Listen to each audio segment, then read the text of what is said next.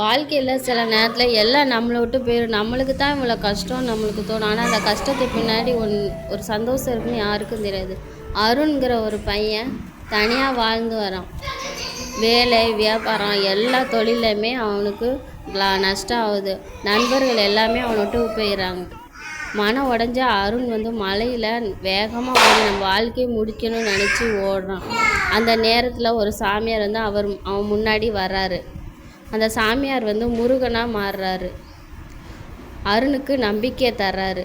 முருகன் சொல்லும் வார்த்தையை கேளு, தோல்வி வந்தாலும் விடாத, நம்பிக்கையும் விடாத அப்படின்னு முருகன் சொல்கிறாரு. அருண் புதிய நம்பிக்கையோட மீண்டும் முயற்சிக்க ஆரம்பிக்கிறான். அவன் கடினமாக உழைச்சி இறுதியில் வெற்றி அடைஞ்சான். ஒரு புது வீடு எல்லாம் வாங்கி அவன் லைஃப் செட்டில் ஆகுது. முருகனுக்கு நன்றி கூறி அமைதியான வாழ்க்கையை வாழ ஆரம்பிக்கிறான். நம்ம நம்பிக்கை இருந்தால் தான் நம்ம வாழ்க்கை